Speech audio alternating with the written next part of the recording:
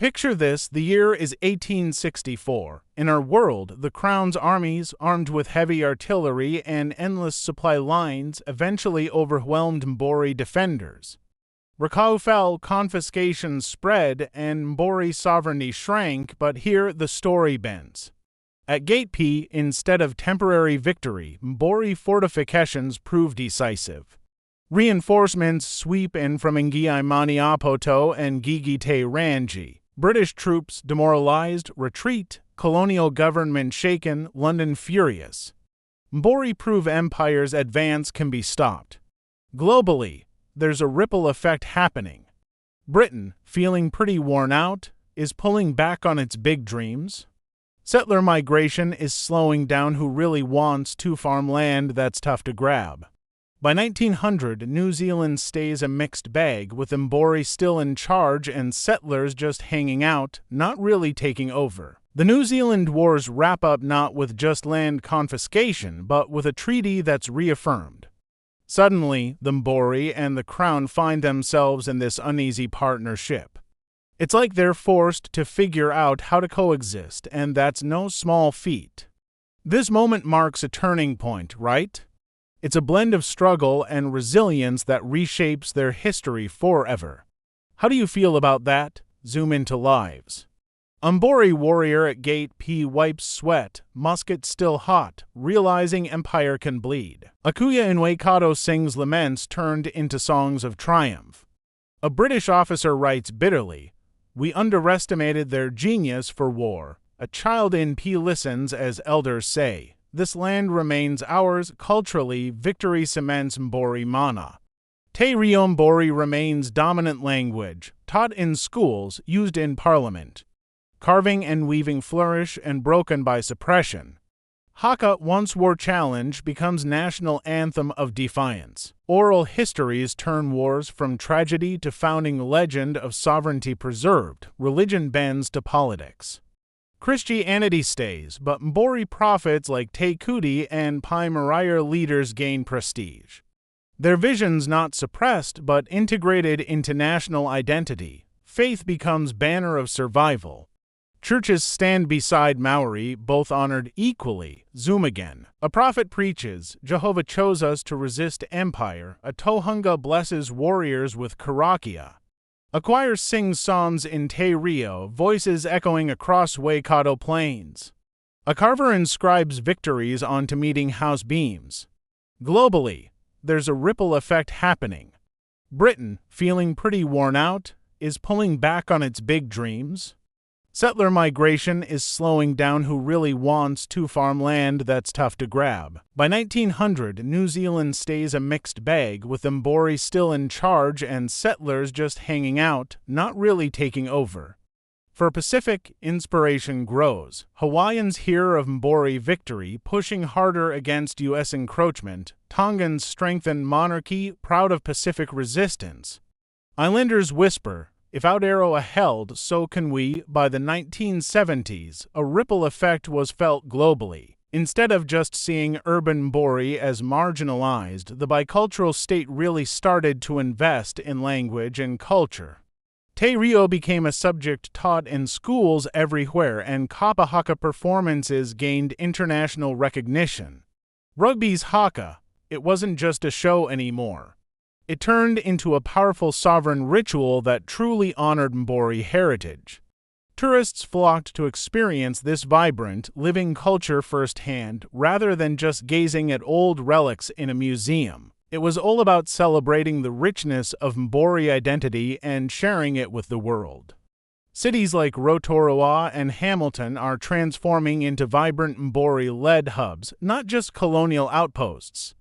You can feel the energy in these places. Local markets are bustling, showcasing traditional crafts and delicious foods.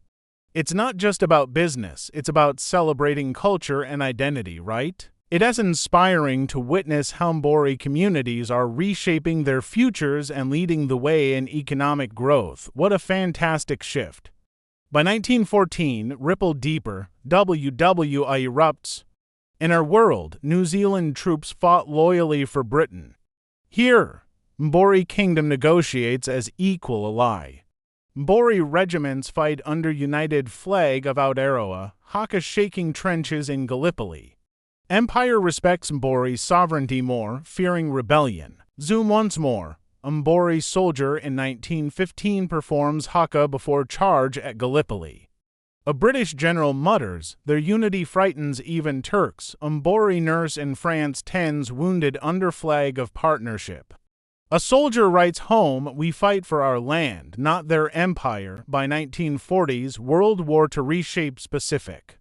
Aotearoa stands by national Mbori monarchy alongside colonial parliament. When Japan threatens Pacific, Mbori fleet patrols with allies. Pearl Harbor bombed, but New Zealand defends stronger, Mbori sovereignty intact. After war, decolonization accelerates. Pacific sees Aotearoa as elder brother. By 1960s, Mbori pride global. Civil rights movements in U.S. and indigenous activists worldwide look to Aotearoa's example. Native Americans, Aboriginal Australians, and First Nations see proof colonization could be resisted. Aotearoa hosts conferences for indigenous solidarity. By the 1970s, a ripple effect was felt globally. Instead of just seeing urban Mbori as marginalized, the bicultural state really started to invest in language and culture. Te Reo became a subject taught in schools everywhere, and Kapa Haka performances gained international recognition. Rugby's Haka, it wasn't just a show anymore. It turned into a powerful sovereign ritual that truly honored Mbori heritage. Tourists flocked to experience this vibrant, living culture firsthand, rather than just gazing at old relics in a museum. It was all about celebrating the richness of Mbori identity and sharing it with the world. By 1990s, Aotearoa stands unique bicultural state, Mbori majority, settler minority integrated. Parliament shares power with Kinjatanga, land councils manage resources, Treaty of Waitangi honored, not broken. Inequality lessened, culture thriving. Zoom in one last time. Picture this, a Mbori king in 2000 opens parliament with a beautiful karakia, his crown of feathers shimmering in the light. It's a powerful moment, right? Meanwhile, a farmer in Waikato is plowing ancestral land that's never been taken, connecting generations. In Wellington, a child proudly learns Te Reo alongside English, embracing both worlds with a smile.